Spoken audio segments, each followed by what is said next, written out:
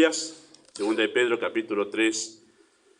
Vamos a leer solamente a fines de la grabación acá en audio, poder tener en cuenta algunos textos que vamos a considerar en esta mañana. Verso 3, vamos a empezar en esta mañana a considerar.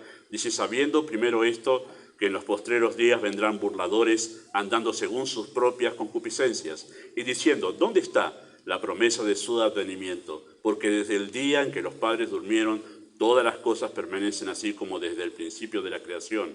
Estos ignoran voluntariamente que en el tiempo antiguo fueron hechos por la palabra de Dios los cielos y también la tierra, que proviene del agua y por el agua subsiste, por lo cual en el mundo de entonces pereció anegado en agua.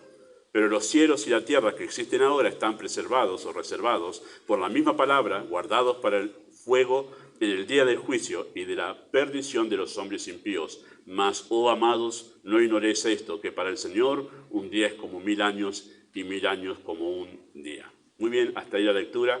Oramos.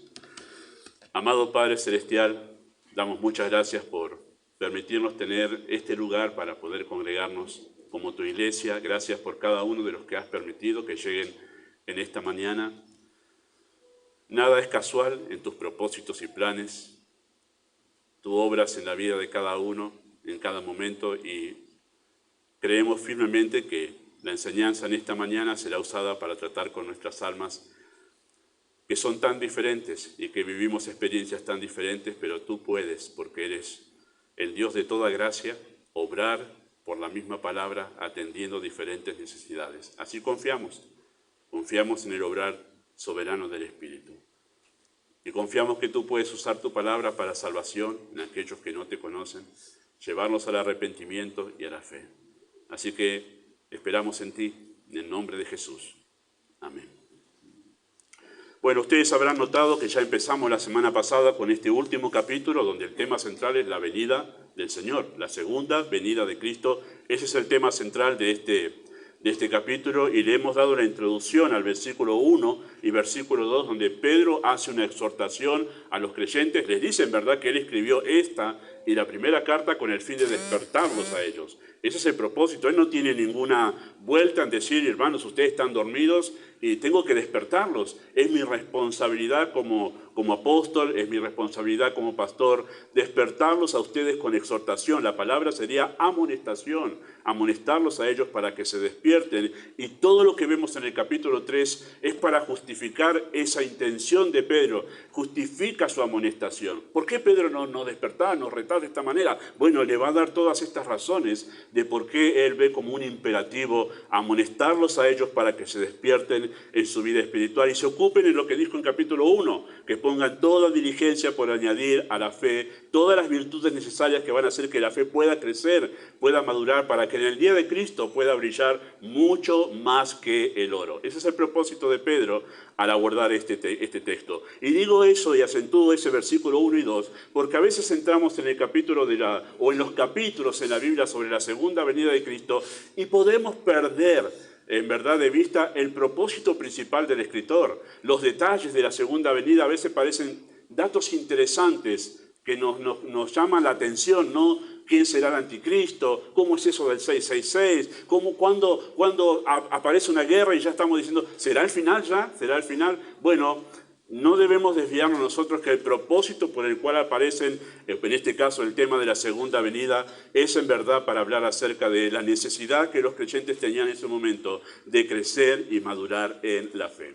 Y sigue el contexto. Y noten que el versículo 3 comienza ahí con un adverbio, el sabiendo, dice sabiendo, comienza así el versículo 3, ¿sí? Y esa palabra sabiendo establece una relación entre lo anterior y lo que sigue, es el puente, ¿sí? Acaba de decir algo en el versículo 1 y 2 y hace como un puente con el sabiendo para decir lo que sigue, tiene relación con lo que acabamos de decir. Y sería esta la idea de la relación que hay entre lo que dijo en versículo 1 y 2 y lo que va a decir ahora en los versículos siguientes. Es así.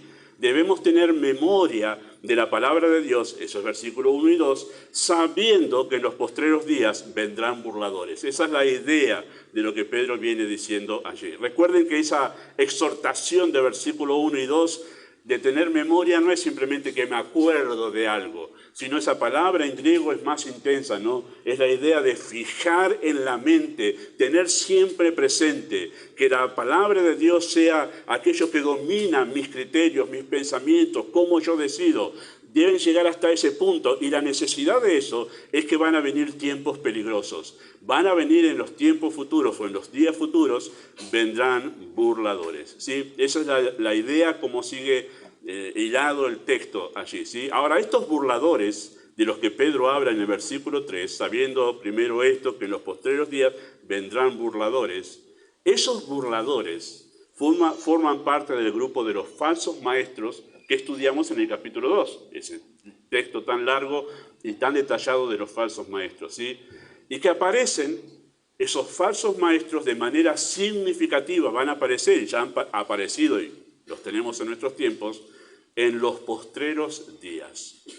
Una de las características de los días postreros es que va a estar plagada de falsos maestros. Esta vez utilicé bien esa expresión. Son una plaga. Van a estar plagados esos tiempos de falsos maestros. Esa expresión, los días postreros, cuando la encuentran en el Nuevo Testamento, ¿sí? Esta expresión en el Nuevo Testamento indica la última etapa del plan de redentor de Dios para este mundo, ¿sí? El plan de Dios se ha ido desarrollando por etapas y ha ido desarrollándose en una manera progresiva, ¿sí? En la revelación de Dios, pero también en cómo Dios ha llevado el desarrollo de su plan en este mundo. Y la última etapa, la última parte de ese plan que Dios diseñó en la eternidad para este mundo que está justamente dentro del plan redentor, se llaman los días postreros. Es lo último que hay en el plan de Dios para este mundo. Luego la vida sigue en la eternidad, pero lo último para este mundo se llaman los días postreros. Esa expresión, los días postreros, literalmente se traduce así: último en orden. Esa es la traducción literal de esa expresión. ¿Por qué? Porque es lo último en lo que Dios ha preparado para este mundo en su plan, ¿sí? Y es el tiempo previo a la segunda venida de Cristo. Los días postreros es el tiempo previo a la venida de Cristo. O sea, después de los días postreros, lo que viene es el fin con la llegada de Cristo a este mundo. Los días postreros, queridos hermanos, comprende la etapa desde la resurrección y la ascensión de Cristo hasta su segunda venida. Eso ocupan los días postreros. O sea, la última etapa del plan de Dios comenzó desde la resurrección de Cristo, con el inicio de la iglesia, y culminarán los días postreros con la llegada de Cristo a este mundo. O sea, abarca toda la etapa de la era de la iglesia. Todo eso son los días postreros. O sea que nosotros vivimos en los días postreros. Nosotros vivimos en la última etapa, nos ha tocado vivir, somos privilegiados, nos ha tocado vivir en la última etapa del plan de Dios. Luego, cuando llegue Cristo, no hay más nada para este mundo, viene el mundo venidero, ¿sí? Y en esos días postreros, Pedro dice, en esta etapa habrá burladores. Entre las varias características que distinguen a esta etapa de los días postreros, una de ellas es que habrá burladores. Y noten que dice, no, quizá haya, no es quizá, habrá burladores. Como leímos nosotros en el capítulo 2, cuando empezamos, que Pedro advierte acerca de los falsos maestros, dice, así como hubo en el pueblo de Israel falsos profetas, habrá entre vosotros falsos maestros. Dice, es inevitable, no hay manera de evitarlo porque Dios lo permite. Y recuerden que en el capítulo 2 dijimos por qué Dios permite que haya falsos maestros y entre esos falsos maestros burladores. Así que habrá burladores, son una realidad permitida por Dios. Así que queridos hermanos, la presencia de burladores, de falsos maestros, este es el peligro de los días postreros. No las guerras, no las pestes, no los terremotos. El gran peligro de los días postreros o de los últimos tiempos es el feroz ataque contra la verdad de Dios. Cada vez que surge una guerra importante en el mundo, cada vez que se presenta alguna peste por allí, cada vez que acontece algo significativo en el mundo, enseguida en todos los posteos se llega al fin, ya viene Cristo. y en verdad. Y otros asustando y alarmando, ¿no? ¿Será esta la marca? ¿Este cosito que salió ahora es el chip? ¿Será eso con los que nos van a controlar?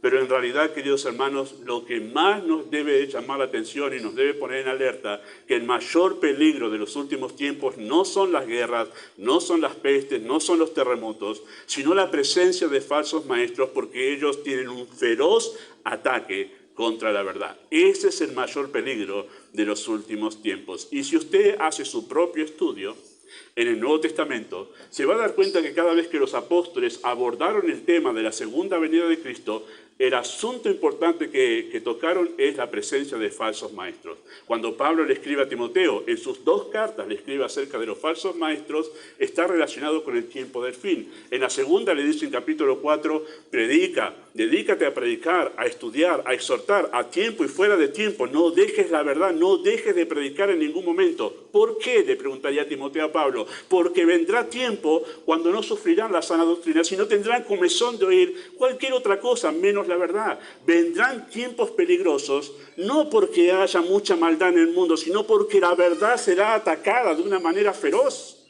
Ese es el peligro. Y ese es el peligro en el que está la iglesia, de que la verdad de Dios sea atacada, y el peligro de que en la iglesia se comience a filtrar el error. Ese es el mayor peligro. Así que desde el comienzo, queridos hermanos, en el huerto del Edén, cuando sembró dudas sobre la palabra de Dios, diciéndole a Eva, con que Dios os ha dicho, y hasta el día de hoy, Satanás ha tenido una constante e incansable batalla contra la verdad. La batalla contra la verdad comenzó en el huerto de Edén, cuando Satanás dijo, con que Dios te ha dicho, poniendo dudas, poniendo en tela de juicio la verdad de Dios. Y hasta el día de hoy su ataque ha sido constante e incansable. No vamos a elogiar a Satanás, de ninguna manera es el enemigo de Dios, pero sí vamos a decir que él tiene más entusiasmo por atacar la verdad que muchos creyentes por defenderla. Su único objetivo es hacer que la verdad desaparezca del universo. Y eso hace Satanás, por eso ese es el mayor peligro. Y él ha intentado hacer eso de una manera incansable, su batalla contra la verdad, atacándola de diferentes maneras e intentando eliminarla, falsificarla o contaminarla. Ha hecho de todas las maneras posibles. En algún tiempo ha motivado a ciertos déspotas para que la Biblia sea quemada. De alguna manera desaparezca la Biblia. En otros tiempos levantó algún imperio totalitario, alguna política totalitaria, para que realmente se prohíba leer la Biblia. Obviamente eso no dio resultado tampoco, porque los creyentes, en su afán por leer las Escrituras, las llevaban a escondidas en lo que fue en su tiempo bajo la cortina de hierro en la ex Unión Soviética, que era el comunismo. Algo así parecido pasa en la China hoy en día. Imposible. Y cuando no puede destruirla, ¿qué hace? Se filtra en la iglesia e intenta contaminar la verdad. Y una verdad contaminada no es verdad. No es verdad. Es una verdad adulterada. Así que intenta de todas maneras hacer una cosa u otra para poder atacar la verdad de Dios. En el caso de nuestro texto, el ataque contra la doctrina es un ataque contra la doctrina de la segunda venida de Cristo. Y nosotros debemos aferrarnos, queridos hermanos, como dice versículo 1 y 2, debemos aferrarnos a la Escritura para saber enfrentar este peligro de los últimos tiempos. Y créame que es así. El gran desinterés de la cristiandad en general, hay excepciones, por la venida de Cristo es notorio en nuestros tiempos. No son pocos los creyentes que han sido conquistados por la ideología de la ecología, hagamos de este mundo un mundo mejor, lo podemos mejorar. ¿Qué eternidad? ¿Qué es? Acá, que mejora todo acá. Vamos a hacer de esto un paraíso. Esa es la idea. Esa es la idea, que el creyente en realidad no piense en lo eterno, sino piense que este mundo se puede mejorar y pueden quedarse aquí a vivir para siempre. No precisamos cielo, es la idea. Así que hay un feroz ataque contra la doctrina de la segunda venida de Cristo, que es la que Pedro nota aquí. Por eso, la consigna en esta mañana, en los versos que vamos a ver, que son 3 al 10, la consigna es esta. El creyente necesita afirmarse en la Escritura para poder enfrentar el peligro de los últimos tiempos. ¿Sí? Este peligro de ataque contra la verdad, contra la doctrina de la segunda venida del Señor. Versículo 3 al 10. ¿Cómo? Es la pregunta. ¿Cómo podemos enfrentar el peligro de los últimos tiempos? ¿Cómo enfrentamos el peligro de los últimos tiempos? Bueno, dos son las respuestas que el texto nos da. En primer lugar, nos dice que nosotros podemos enfrentar ese peligro de los últimos tiempos sabiendo. Y vamos a usar como punto de referencia esa expresión, ese adverbio allí, sabiendo. Y en primer lugar lo podemos enfrentar sabiendo que los falsos maestros no toman en serio la verdad. Si alguien me viene a hablar acerca de la segunda venida de Cristo, yo voy a mirar quién es primero. ¿Qué clase de maestro es el que me está hablando acerca de la segunda venida para saber si lo que me va a decir viene realmente de la verdad o es un error? Una de las cosas que tomamos en cuenta es que los falsos maestros no toman en serio la verdad, y eso es versículo 3, lo que leímos recién. Sabiendo primero esto, que en los postreros días vendrán burladores, personas que usarán el sarcasmo para hablar acerca de la segunda venida y en este caso hablar en contra.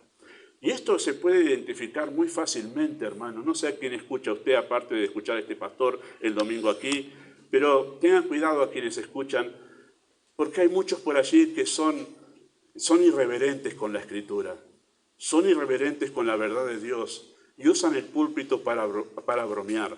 No temen utilizar el púlpito para la broma, siendo cínicos, sarcásticos, burdos, insolentes e irrespetuosos. No se ponga a escuchar a alguien que utiliza el púlpito y su lenguaje es bajo, es vil, es burdo. No se enseña la Escritura de esa manera. De ninguna forma Dios utilizaría un ministro así. Así que tenga cuidado con eso. Los falsos ministros se identifican porque son burladores. Utilizan la Escritura con mucha liviandad. Incluso hacen bromas con la Escritura, como un conocido falso maestro de hoy en día. Que anda por allí haciendo incluso hasta chistes de doble sentido mientras estaban sus conferencias. No son prédicas, son conferencias. Cuidado con eso. La esposa del conocido Estamateas es una mujer de muy baja moral y no tiene ningún problema en hablar en la conferencia donde da de cosas sin ninguna delicadeza, de temas íntimos, serios, de una manera burda y vil. Tengan mucho cuidado a quienes están escuchando.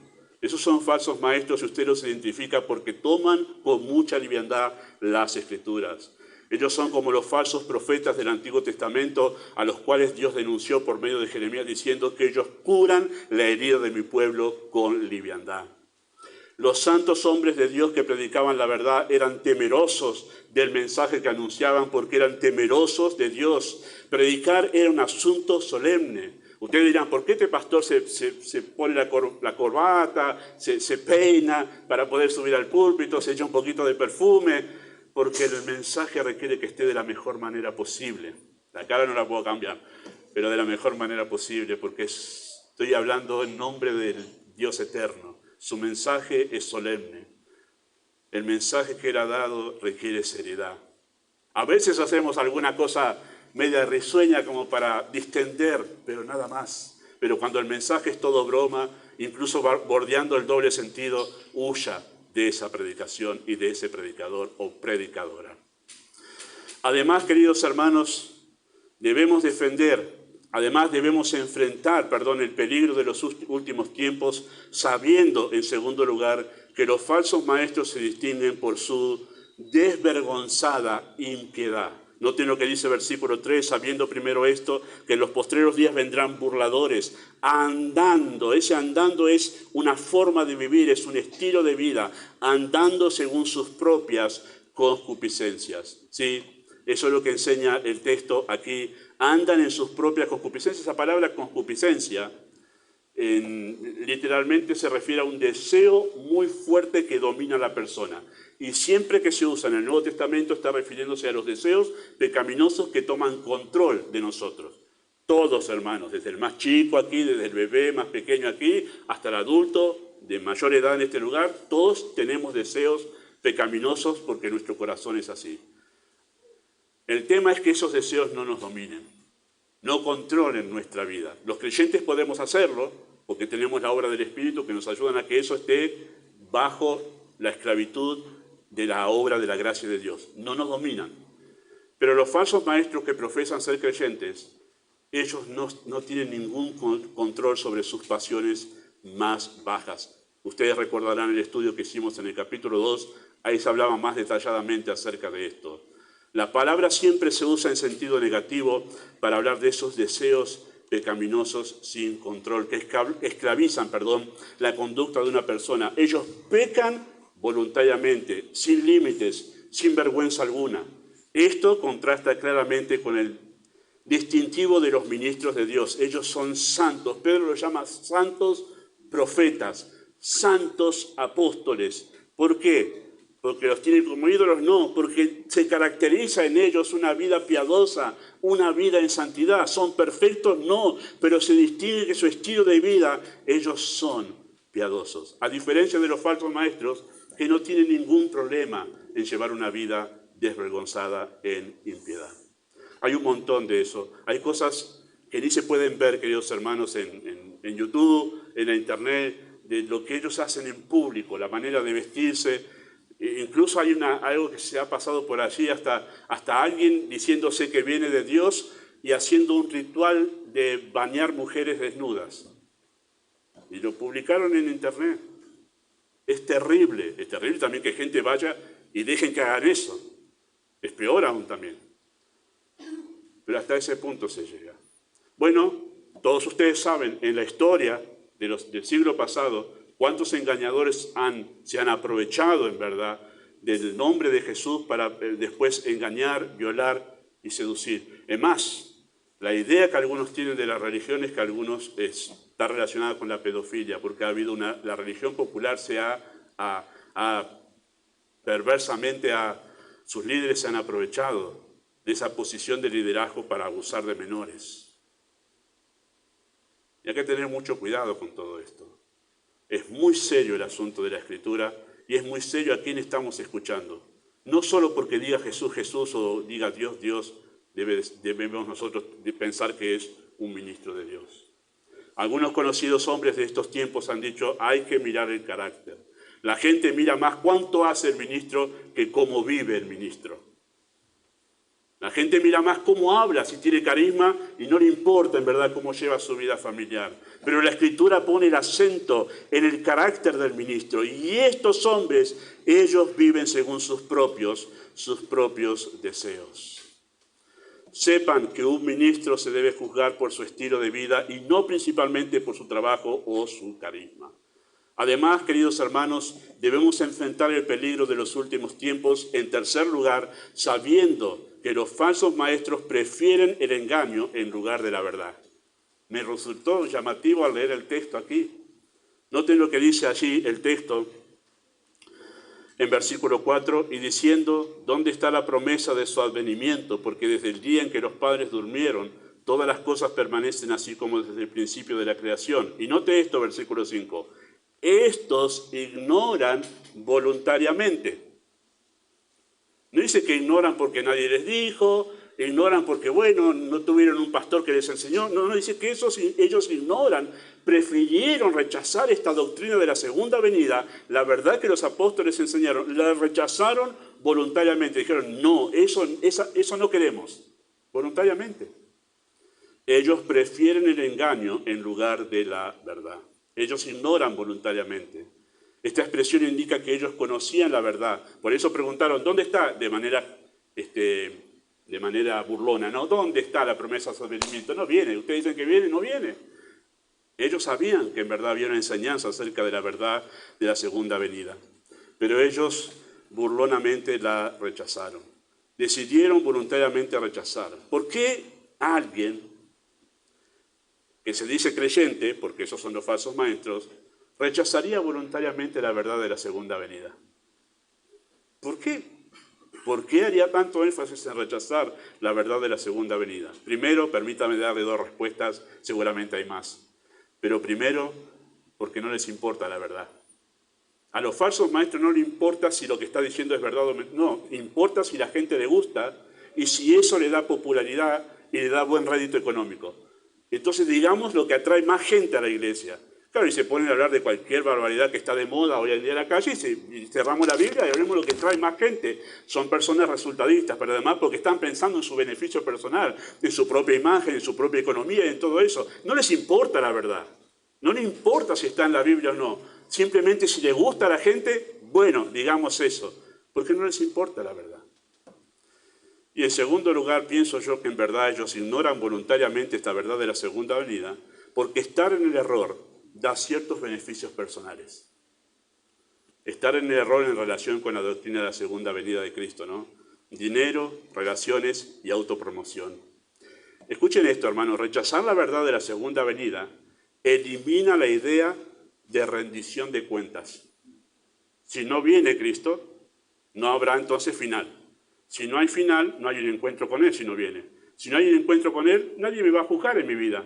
Nadie me va a juzgar por lo que yo hice. Entonces, comamos y bebamos, porque mañana moriremos y nadie me va a juzgar. Hagamos lo que queramos. No hay un juez que al final de la vida nos va a juzgar. Esa es la idea por la cual voluntariamente rechazan la idea de la segunda venida, porque no queremos saber nada que alguien me va a juzgar por lo que yo hice aquí en esta tierra.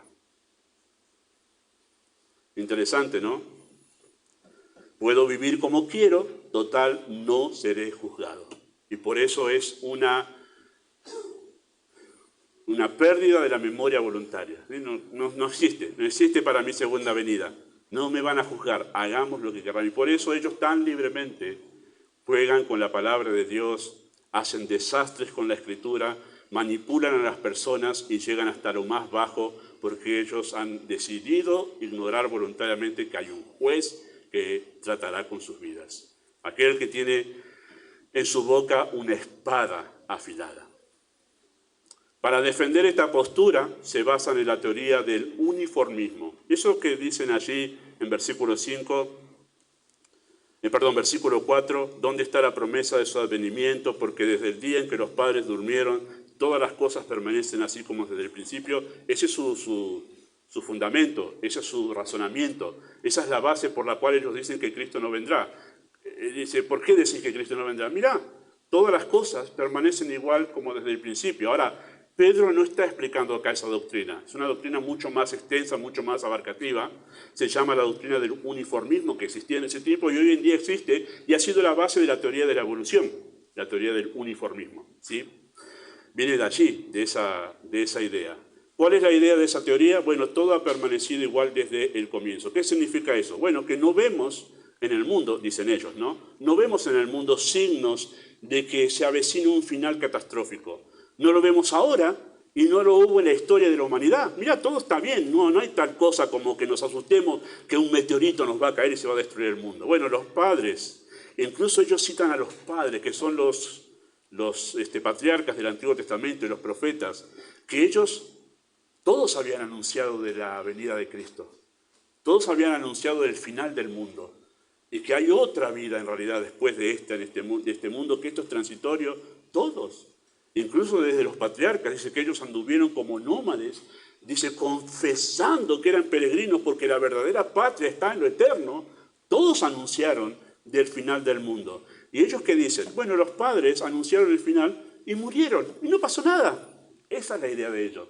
Esa es la teoría del uniformismo. Mirá, ellos anuncian que el final, y todos murieron y todo sigue igual. Esa es su idea. Esa es su idea. Pero ellos saben que no es cierto, queridos hermanos. Las evidencias de la intervención de Dios anunciando su carácter de juez justo, recompensando a cada uno según sus obras, están por toda la historia de la humanidad. Y Pedro cita un evento allí, es el evento del diluvio universal. Escuchaba el otro día uno de estos informes que ya hay científicos que han hecho sus estudios y que no, en verdad la única manera que pudo haber pasado que los dinosaurios queden aplastados de una manera repentina, porque esa es la única manera que sus fósiles pueden existir hasta el daya de hoy, es por un diluvio. Hay científicos que ya están diciendo lo del diluvio en verdad tiene mucho de razón, porque la única manera de que las placas han tenido tanto movimiento para aplastar a los dinosaurios que no entraron en el arca, ¿no?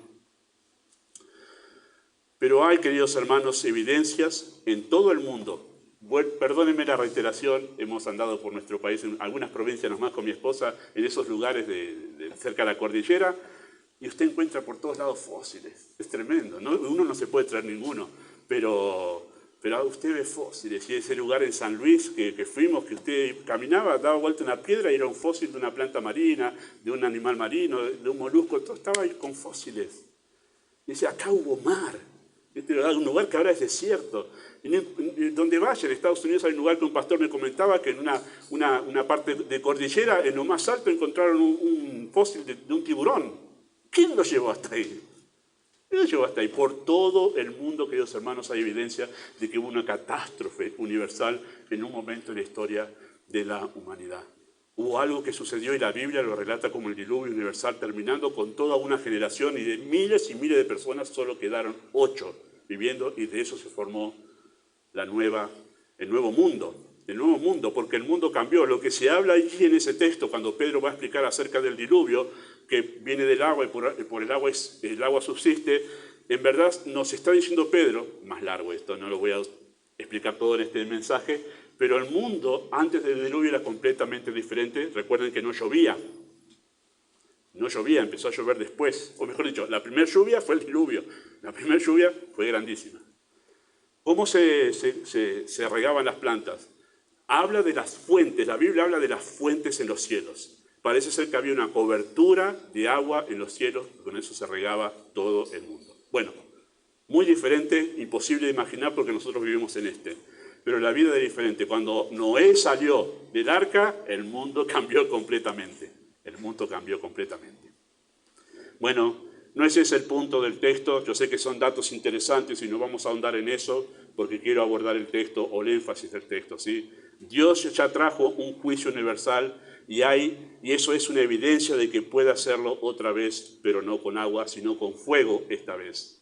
El juicio final está determinado que sucederá por medio del fuego y ya vimos en el capítulo 2 que el juicio contra Sodoma y Gomorra fue un anticipo del fuego eterno. ¿Sí? Yo sé que estoy diciendo cosas que son políticamente incorrectas. ¿Qué quiere decir políticamente? No hable del juicio final, denos un poco de esperanza. Bueno, la esperanza está en que habrá un cielo nuevo y tierra nueva. ¿Sí? Pero este mundo, hermanos, tiene un final. Tiene un final. Este mundo no es para siempre, tiene un final. A este mundo le espera un final de destrucción y a la humanidad le aguarda un juicio. Dios ha advertido numerosas veces por su intervención en el mundo, por su intervención en un mundo impío, queridos hermanos. Así que el argumento de los burladores se basa en un error interpretativo muy común. ¿Cuál es ese error interpretativo tan común de estos burladores? Ellos interpretan la Biblia a la luz de lo que ven en su experiencia personal, en su percepción del mundo. Y si vemos esto, interpretamos esto. Esto es un error. Eso es un error interpretativo que cometemos muchas veces nosotros. Vamos desde nuestra experiencia personal e interpretamos la Biblia. Yo siento esto, entonces la Biblia debe querer decir esto. Y es al revés la interpretación de la Biblia. Desde la Biblia interpretamos el mundo. Y aunque yo no vea en el mundo que hay indicios de que el mundo se va a acabar, yo creo lo que la Biblia dice, que hay un final. Esa es la interpretación correcta. Y estos burladores hacen al revés. De su percepción del mundo, deciden ellos qué es verdad y qué no es verdad de la Escritura. Y es un error muy común, ¿sí? El fin vendrá, aunque a nosotros nos parezca que el mundo no tenga signos de deterioro, queridos hermanos. El fin vendrá, aunque las ideologías contemporáneas siembren la idea de una filosofía ecológica que renovará el planeta y la forma de vida en este mundo. Las personas prefieren no pensar en el fin del mundo, pero eso no cambia la verdad determinada por Dios. No importa si usted decide no pensar en que hay un fin. Va a suceder. Va a suceder. ¿Cómo enfrentar el peligro de los últimos tiempos? En segundo lugar, entendiendo. Noten lo que dice versículo 15. Versículo 15 dice así de esta manera. Dice, y tened entendido que la paciencia de nuestro Señor es para salvación. ¿Sí? De ahí tomamos el punto de referencia. Nosotros tenemos que entender. En primer lugar, nosotros enfrentamos el peligro de los últimos tiempos entendiendo la naturaleza de Dios, versículo 8. Mas, oh amados, no ignoréis esto, que para el Señor un día es como 1000 años y 1000 años como un día. Nosotros vivimos sujetos al tiempo y es muy difícil pensar cómo piensa Dios, que es un ser eterno. Él no está sujeto al tiempo. Nosotros estamos sujetos al tiempo. Las cosas suceden en el tiempo para nosotros. Y si el tiempo pasa y no suceden esas cosas, ¿qué pasa con nosotros? Nos empezamos a preocupar, nos ponemos ansiosos o nos desalentamos. Eso es uno de los sufrimientos de vivir bajo el tiempo. Esperamos, van pasando los días y como no sucede, nos desalentamos y nos ponemos mal. Pero porque somos seres bajo el tiempo. Dios no vive sujeto al tiempo. Él es eterno, habita la eternidad, dice Isaías. El tiempo no lo afecta, significa eso. No cambia su naturaleza al tiempo. Sigue siendo siempre el mismo. Y por ende, tampoco sus propósitos se ven afectados por el paso del tiempo. Para Dios no hay diferencia entre un día y 1000 años. Para Él siempre es un eterno presente, por lo cual nosotros podemos descansar plenamente en sus promesas, por más que hayan pasado más de 2000 años desde que Cristo dijo, vendré otra vez y os tomaré a mí mismo, para que donde yo estoy, vosotros también estéis. Ya han pasado más de 2000 años y no vino.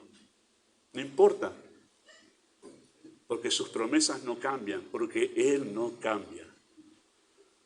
Por lo cual nosotros podemos descansar plenamente en sus promesas, ya que Él no es afectado por el tiempo, sus promesas tampoco lo son. Que no tengamos, queridos hermanos, revelada la fecha del regreso del Señor, es un desafío para que confiemos en quién es Dios. ¿Ha pensado por un momento qué pasaría si realmente la fecha hubiese estado revelada en la Escritura? 26 de febrero de 2023 viene Cristo. En un versículo, literalmente. Primero, los primeros cristianos se hubiesen desalentado. Estamos en el año 80, 2023 se hubiesen desalentado. ¿Y qué pasaría con los que vivimos ahora? 2023, ¿cuánto me queda para pecar? Hagamos todo lo necesario el día anterior, el 25 de febrero, hagamos todo, total mañana. Pero que no esté revelada la fecha de la venida de Cristo es un gran desafío para nuestra fe, para confiar en ese Dios eterno y soberano. Es verdad, es verdad. Y yo sé que hay muchos por allí que han intentado sacar cuentas, andan con la calculadora todo el tiempo, ¿no? Bueno, tantos días, tantos siglos, 2000, bueno, día y hora. Mire, hasta alguien ha llegado a decir, no se reveló ni el día ni la hora, pero no dice nada del mes. Ni del año, así que puedo arriesgar mes y año. No voy a decir lo que eso es, hermanos, pero no ha sido revelada la fecha. Ya hubo una secta que intentó darle fecha a la venida de Cristo en el 1800 y obviamente Cristo no vino. Y tuvieron que reinventar algo para poder explicar por qué Cristo no vino. Estaban todos en un lugar, en una colina, esperando y no pasó. No fue revelada la fecha de la venida del Señor. Y no intentemos sacar cuentas porque lo más probable es que le erremos. ¿Sí? Así que confiemos en el Señor. Es un desafío a nuestra fe que la fecha no haya sido revelada. Él permanece siempre igual y sus promesas también están intactas y eso debe ser suficiente para nuestra fe. ¿Cómo enfrentar el peligro de los últimos tiempos? En segundo lugar, entendiendo el carácter de Dios. Versículo 9. El Señor no retarda su promesa, según algunos las tienen por tardanza, sino que es paciente para con nosotros, no queriendo que ninguno perezca, sino que todos procedan al arrepentimiento, entendiendo el carácter de Dios. El acento de ese texto es la paciencia de Dios. Él es paciente, Él es paciente. Esa aparente demora de la venida de Cristo es tomada por algunos como una alteración en los propósitos de Dios, pero en realidad es todo lo contrario. Es parte de los propósitos de Dios esa tardanza desde nuestro lado mirando, ¿no? Esa aparente tardanza está dentro de los propósitos de Dios. Piensa en esto por un momento. Capaz yo pienso mucho en esto, pero piensa en esto por un momento, ¿no? Haciendo cierta lógica. Dios podría haber determinado la salvación de todos los escogidos en una misma época en la historia y salvarlos a todos de una sola vez. ¿Podría haber hecho eso Dios? Dios es tan poderoso para haber hecho existir a todos sus escogidos en una sola época y salvarlos a todos de una sola vez. Sí. Si Él dijo y el mundo existió, ¿cómo no va a poder Él determinar que Él determina cómo es el código de nuestro ADN, no determinar y maneja el tiempo, maneja la historia, maneja todo, porque la historia es el desarrollo de su plan, ¿cómo no podría haber determinado que sus escogidos existieran solo en una época y listo? No esperar 2000 años. Pero no lo hizo así. Significa que Él debe tener un propósito porque lo hizo así. ¿Sí? Sin que pasen tantos siglos entre los primeros convertidos de la era de la Iglesia y los últimos.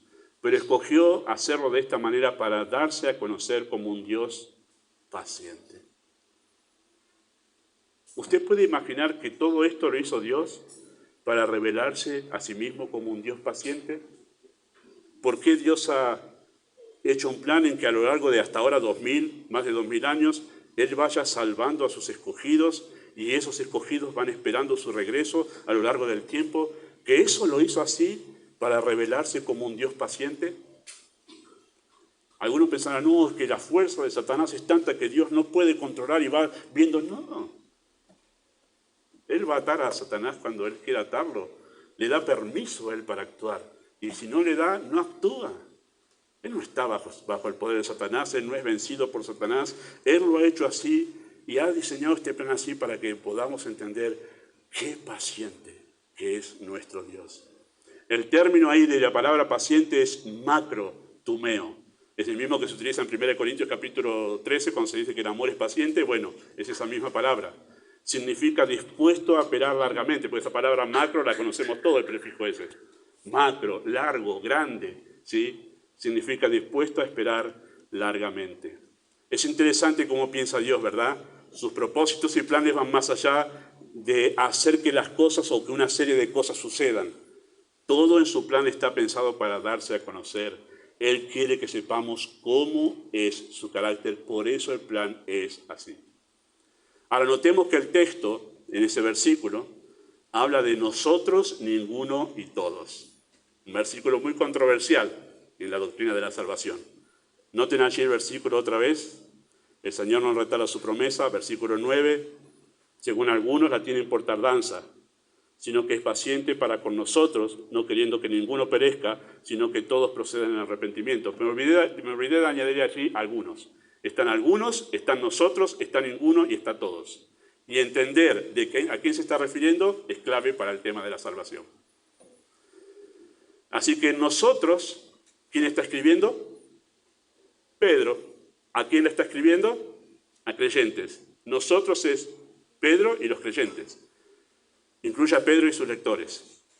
De ese grupo, Pedro y sus lectores, Dios no quiere que ninguno perezca. Esa es la gramática, ¿verdad? Aquí hay profesores. Apóyenme, por favor, en la lectura de gramática. ¿Sí? Esos todos son ese grupo. ¿Sí? Nosotros, y de nosotros, Dios no quiere que ninguno perezca, sino que todos. ¿Y quiénes son esos todos? Ese mismo grupo. Pedro y la iglesia.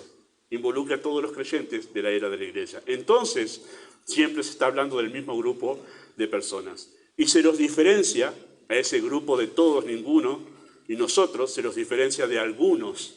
Dicen que la tienen por tardanza. Y esos algunos son los que van a perecer en el día del fin. Listo. Asunto resuelto. Sigamos con el texto. Bien. La aparente tardanza no es más que el cumplimiento del sublime propósito de Dios. Los propósitos de Dios no se adelantan ni se atrasan. Si usted se olvida de todo, acuérdese de esta pequeña frasecita. Los propósitos de Dios no se adelantan ni se atrasan. No, nunca pasa eso. Si se pudieran adelantar los propósitos de Dios o se pudieran atrasar, entonces Dios ya no es perfecto.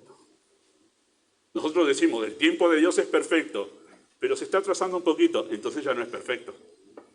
No se atrasan ni se adelantan. No es posible interrumpirlos o cambiarlos. No hay manera, si no, Él no sería Dios. Así que hay un día y una hora determinados en que Cristo vendrá. El cumplimiento de las profecías acerca de la primera venida se cumplieron a la perfección, en tiempo y forma. Así será también la segunda. ¿Ha hecho el estudio de la primera venida de Cristo? ¿Ha visto que todas las profecías se cumplieron al pie de la letra? Todas del Antiguo Testamento. Es más, los estudiosos de las profecías de la primera venida han contado todas las profecías, se han dicho, todas se cumplieron al pie de la letra. Y Cristo continuamente le decía a los discípulos, no, tiene que ser así para que se cumpla la Escritura. Cada cosa, incluso hasta el momento en que rompieron sus ropas, estaba profetizado que iba a pasar así y pasó. Todo lo que se profetizó de la primera venida se cumplió. ¿Por qué dudamos que hay una segunda venida si la primera hay evidencias en la historia humana de que se cumplió? Si Él se cumplió en la primera, su venida, las profecías, ¿cómo no se van a cumplir en la segunda? Hay como un posteo que a veces hay, ¿no? Él dijo que vendría en la primera y vino. Dijo que resucitaría y resucitó. Dijo que vendría la segunda vez y vendrá. Y está lindo ese posteo, porque es así. Es así. ¿Cómo enfrentar el peligro de los últimos tiempos? En último lugar, usando la palabra entendiendo, entendiendo el plan de Dios, versículo 10. Verso 10 dice así: pero el día del Señor vendrá como ladrón en la noche, en el cual los cielos pasarán con gran estruendo, y los elementos ardiendo serán deshechos, y la tierra y las obras que en ella hay serán quemadas. El día del Señor, queridos hermanos, es una expresión que se refiere precisamente a la segunda venida, y que Pedro la usa de manera intercambiada, de forma intercambiada con el día de Dios en versículo 12. Están estas frases en la Biblia escatológicamente: el día del Señor, el día de Jehová, el día de Dios y el día de Cristo. Y cada una de esas expresiones refiere a momentos de la etapa de la venida de Cristo, que no sucede en un día. No es que un día se da todo. Se habla de día como del evento en sí, que abarca más que un momento. Así que cuando encuentran esa expresión, el día del Señor, ya saben que está hablando de la venida de Cristo. O el día de Cristo en las cartas apostólicas hace referencia a ese momento que estaremos ante el tribunal del Señor. En el Antiguo Testamento se usa la expresión el día de Jehová, y en algunas cartas de Pablo el día de Cristo. Si sepamos que Pedro abarca en estos pocos versos, Pedro no abarca en estos pocos versos todos los acontecimientos que están implicados en la segunda venida de Cristo. Atentos a eso, hermanos. Pedro no abarca en estos pocos versos, que son poquitos, todo lo que se refiere a la segunda venida de Cristo. Hacer una doctrina escatológica solamente de estos versos es un error. Es un error. La doctrina de escatología, que significa los eventos de los últimos tiempos, está repartida en la Escritura por muchos pasajes. Los textos son muchísimos. Para poder dar una teoría, mejor dicho, una enseñanza doctrinal sólida de la segunda venida de forma completa, hay que estudiar todos esos textos y relacionarlos entre sí. Así que cuidado con hacer de solo este pasaje, una doctrina escatológica. Pedro cita solo una cosa de un montón que la Escritura habla acerca de la segunda venida. Y lo hace justamente para atender una necesidad del momento que requería su enseñanza allí, ¿sí? No pretende enseñar escatología acá, pero sí cita la escatología bíblica. Así que según el plan de Dios, por lo que Pedro dice aquí, ¿no? Según el plan de Dios, la venida del Señor será repentina, vendrá como ladrón. En la noche está añadido en nuestro texto. En la versión de las Américas no está como la noche, porque en el original no está, no cambia nada. La intención en verdad es como ladrón. Bueno, sí cambia. Algunos han dicho va a ser de noche, porque como ladrón en la noche. Claro, pero cuando es de noche acá, es de día en el otro lado del mundo. ¿Cómo hacemos? Cuidado con esas cosas, ¿verdad? Muy bien. Así que será repentina, esa es la idea de esa expresión. Dará fin a este mundo, será deshecho y dará inicio al nuevo mundo. Eso es versículo 13, que dice así, versículo 13 de esta manera. Dice: nosotros esperamos, según sus promesas, cielo nuevo y tierra nueva, en los cuales mora la justicia y la santidad, ¿sí? Así que en el plan redentor, este mundo no fue pensado para ser habitado por siempre. Solo cumple un propósito y luego vendrá lo permanente. Un mundo caracterizado por la justicia, donde el factor relevante no es la felicidad, aunque seremos felices, sino la santidad. Toda esta verdad, queridos hermanos, no solo es presentada para refutar a los falsos maestros, sino también para exhortar a los creyentes, a que ellos recuerden: despierto con exhortación vuestro limpio entendimiento. Por eso se cita el tema de la segunda venida, que si la escatología no despierta en tu vida espiritual, o no despierta tu vida espiritual, estás entendiendo mal la escatología bíblica. La venida de Cristo se trata de esto, de la venida de Cristo. ¿De qué trata la venida de Cristo? De la venida de Cristo. Y usted dirá, ¿por qué hace esa obviedad, pastor? Porque hay muchos que en realidad cuando se habla de la venida de Cristo, del fin del mundo, hacen un énfasis en el anticristo más que en Cristo. Y están tan preocupados en cómo será, quién será, cómo será su marca, que se olvidan de que se trata de Cristo. No se preocupe por el anticristo. Sí, si el pasaje nos lleva a enseñarlo como 2 Tesalonicenses capítulo 2, bien lo enseñamos. Pero no se esté preocupando quién es, cuándo será, si ya está, si no está, hijo de quién, si será judío, si será gentil. No se preocupe, la segunda venida se trata de Cristo. No se trata de los terremotos, de guerras, de conspiraciones políticas o económicas. Se trata de Cristo. Los que conocemos la verdad no tenemos razón para temer por el fin de este mundo. Más bien debería despertar en nosotros una renovada pasión por nuestro Salvador, porque nuestro encuentro con Él es seguro, es cierto. Además, debería darnos una perspectiva correcta de este mundo, la venida de Cristo. Los patriarcas vivían como peregrinos, como gente de paso, nada más, gente de paso, nada más en este mundo. Eso debería hacernos pensar seriamente en qué estamos invirtiendo nuestro tiempo, o lo mejor de nuestro tiempo aquí en la tierra. Lo único que permanece o que permanecerá, y ya me han escuchado esto decir tantas veces, y mientras el Señor me tenga en esta iglesia, lo seguiré repitiendo. Lo único que permanecerá para la eternidad de este mundo, ¿qué es? La iglesia. Lo único que vendrá Cristo a sacar de este mundo, la iglesia. Nada más. Todo lo demás, quemado y deshecho. No se olviden de eso. El único interés de Cristo en este mundo es la iglesia. Nada más. Cristo dijo, yo edificaré. No dijo, yo edificaré un mundo mejor de este mundo. No. Yo edificaré mi iglesia, y cuando complete la edificación de su iglesia, vendrá, la llevará, y este mundo terminará, y viene cielo nuevo y tierra nueva. Preciosa verdad. Viene a buscar a su esposa, es lo único que le interesa. Él vendrá a buscarla para llevarla consigo, todo lo demás será destruido. ¿No sería lógico que inviertas en lo que permanece para vida eterna? ¿Por qué invertirías en aquello que va a perecer? No es lógico en la mente, ¿verdad?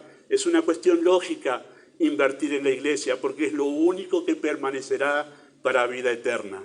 No pierdas las oportunidades que tienes para estar con la iglesia, porque ahí es donde está tu mejor inversión para la eternidad. Eso es lo que Cristo estaba señalando en Mateo capítulo 6. Hacer tesoros en los cielos es invertir en aquello que Dios está atendiendo en este momento, que es su iglesia. La segunda venida es cierta. Así como se cumplió su primera venida, también se cumplirá la segunda. Por lo cual, como esto es cierto, debería despertar en nosotros una manera completamente diferente de vivir. Y eso lo vamos a ver la semana que viene. Amado Padre Celestial, solo tú puedes obrar con esta enseñanza en cada corazón. No es, Padre, para nada políticamente correcto hablar del fin del mundo, pero sí es tu palabra y es la verdad. El mundo terminará y nos ponemos a pie junto con las palabras de Juan Bunyan de huir de la ciudad de destrucción a la ciudad celestial. Y quizá aquí, Padre, hay alguien que aún no te conoce, que quizá ha escuchado por primera vez que este mundo tiene un fin. Y que hay un mundo venidero, ojalá pueda ser llamado al arrepentimiento y a la fe a Cristo. Usa tu palabra en nombre de Jesús. Amén.